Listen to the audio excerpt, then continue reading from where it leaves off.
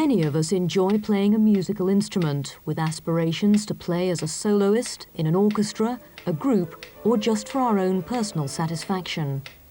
The rewards can be great at whatever level we play, but getting there can be an experience of both pain and pleasure.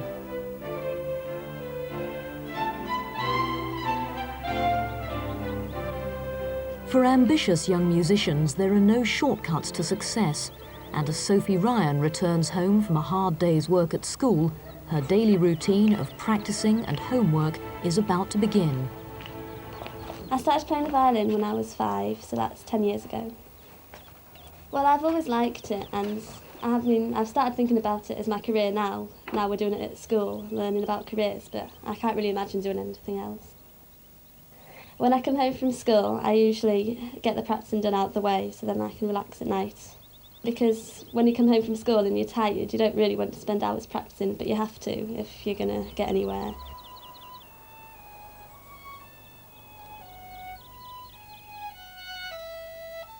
Well, I'd like to be a soloist, but it's really, really competitive, and so I wouldn't mind whatever I did. Like, there's so many things, I'd be interested in it all. Success demands commitment, not only from Sophie, but from her parents as well. She seemed to get singled out quite early on to play little things in concerts and lead orchestras when she was quite young and things like that. And in a way, I think other people spotted it, and that transferred itself to her probably, and then we sort of encouraged it, you know, and supported it. Well, when Sophie first started playing the violin, it entailed little local lessons which lasted about half an hour, and they weren't very far to go to. So it does seem a lot to outsiders, but we haven't noticed it so much because it's gradually come upon us, and it's the same with the cost, which is another big factor.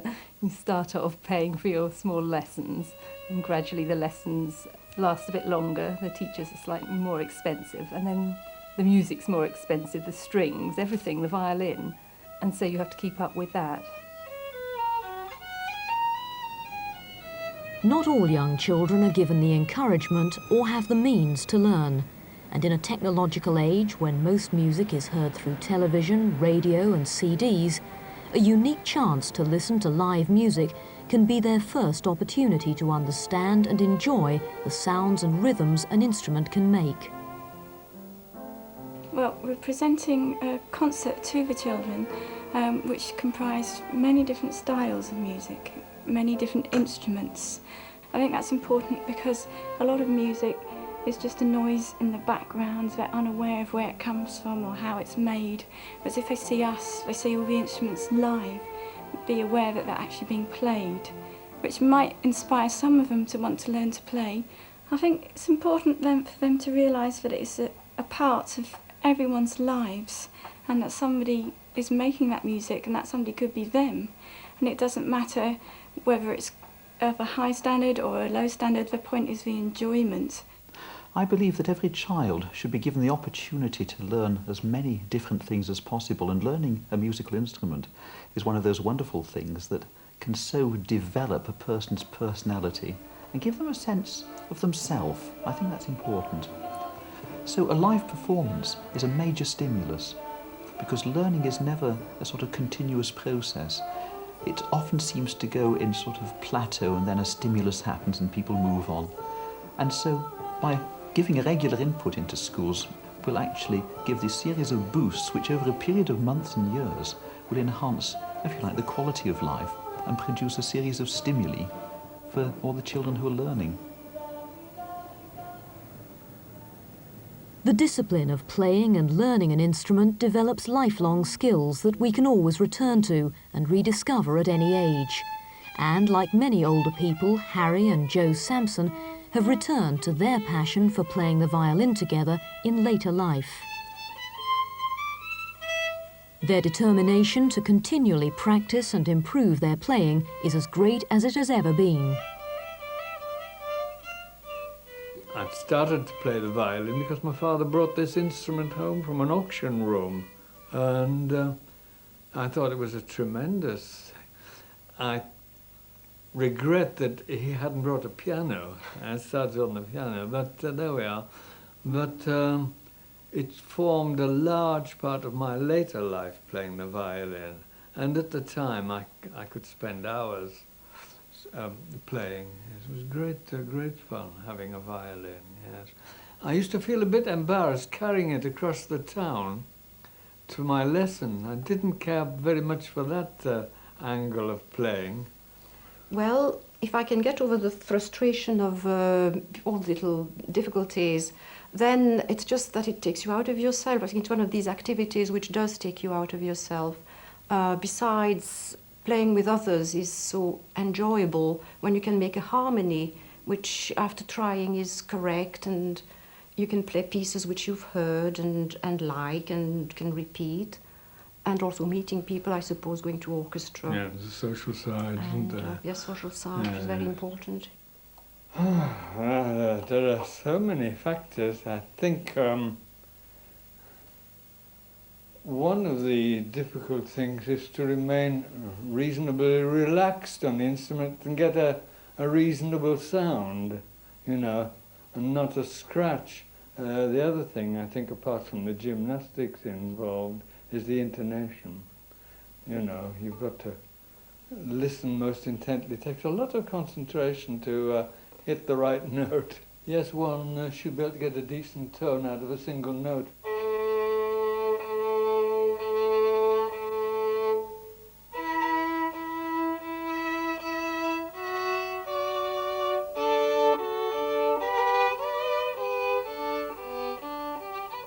I think it's a good lesson in modesty and in what life is about, really, because you struggle, and sometimes you get it, sometimes you don't. And if you do, yes, you get intense pleasure out of it, and if you don't, well, at the time you're upset, but then you say, well, try again next time, better next time, and I think that's what it is. It's a mixture of pleasure and frustration, yes. I don't remember the end. Without the piano there, I think it's a bit bare, isn't it? I'm playing in a concert with Young Sinfonia, which is an orchestra based in Newcastle, and we're playing the Bartok Romanian folk dances, and I'm leading the orchestra for my first time. In one of the sections of the piece, there's a short solo for violin, which I have to play.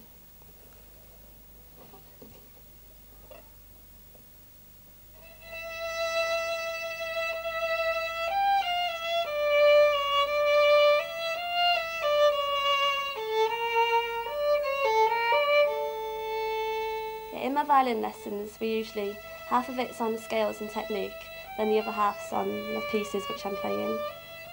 And they're just more hard work, they're not really so much fun. I mean, I enjoy them, but they're more hard work and concentration.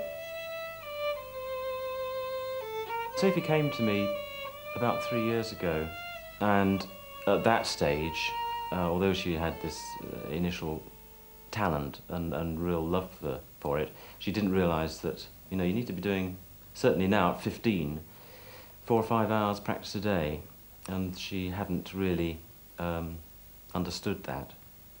So I suppose in the last 3 years I've tried to be quite gentle with her and yet pushed her at the same time. Her progress has been, particularly I think in the last year, has been really phenomenal actually, and quite exciting. Already made quite a big breakthrough. I mean, I think in one's career one makes many breakthroughs. You know, you get up, you get up against obstacles, and then you go through that.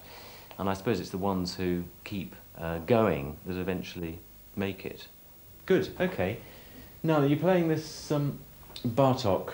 Yeah. When's the concert? Saturday. Right. Yeah. And did you find any problems with it, balance or? No, it was fine. Just play through it. Right. And what sort of speed were they playing it? Vibrate. Here.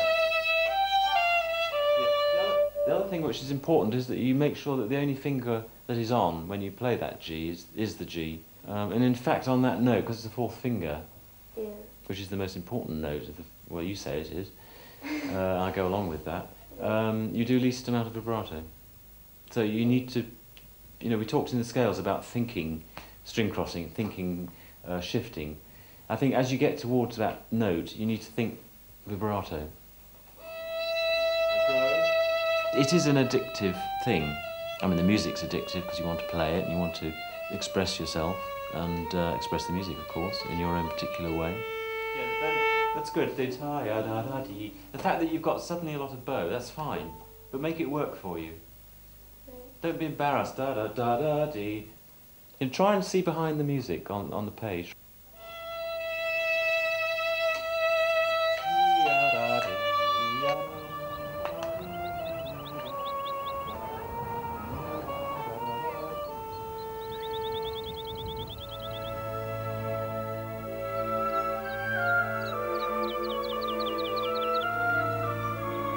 To play like Sophie means an early introduction to music is essential. But as ever, it's never too late to learn. And for Alan Dryden, playing music has been a lifelong ambition. Well, playing an instrument was something that I'd always wanted to do. It was something that I felt that I wanted to achieve. It was like learning to drive a car, learning to walk, learning to run. Well, I work full-time for the Health Authority as a chiropodist, which is a very demanding job. And I find that I do come home very, very tired, and that all I want to do is lie down and maybe have a drink, have something to eat, and that's about it. But it is difficult, as I said before, to find the time to practice.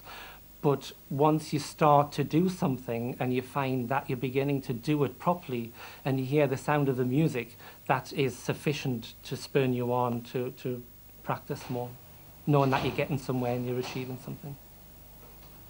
As a child, I never really had the opportunity because when I was at school, the only people who could play an instrument, which was the recorder, were girls. It wasn't possible for boys to play then. And I don't think, certainly when I was much younger, I didn't have that level of commitment or maybe even concentration either. Thanks, Jackie. Music as a career is a dream come true for Alan's guitar teacher, Zoe Wadey. And teaching late learners like Alan alongside the demands of teaching younger pupils is nothing new as she cycles home to prepare for her evening lessons. Parents quite often see going through grade exams as a little bit extra, getting some qualifications maybe, but not many. I don't think many people see it as a way to a career. A lot of my students have picked up an instrument later in life. Sometimes, most usually, they take it up as a hobby, as a relaxation. When you're learning later on, you're doing it because you want to do it and you're keen. That there are less distractions. They're not having to work towards their A-levels or whatever. They don't have to go out and play football every day and hang out up in the street corners. So it's actually quite a good time to learn. Excellent time to learn. They're having lessons because they want to and not because they're being pushed into it. Well, sometimes I'm okay and sometimes I'm just an absolute dead loss. Sometimes it is awful because I just can't concentrate, and I think sometimes once you play a wrong note, you just play, it just all goes to pieces, and then you try and get it right and you get frustrated with yourself and you feel stupid. But you just have to put the instrument down and pick it up and try again.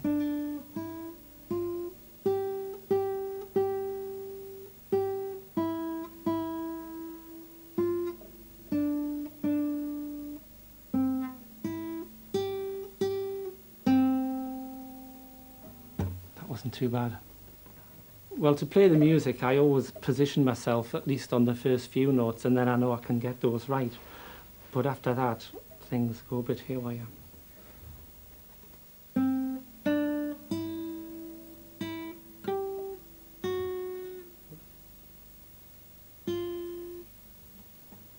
As Alan struggles with his first pieces, at the other end of the scale, Sophie is in rehearsal with the Young Sinfonia for their evening performance of Bartók's Romanian folk dances.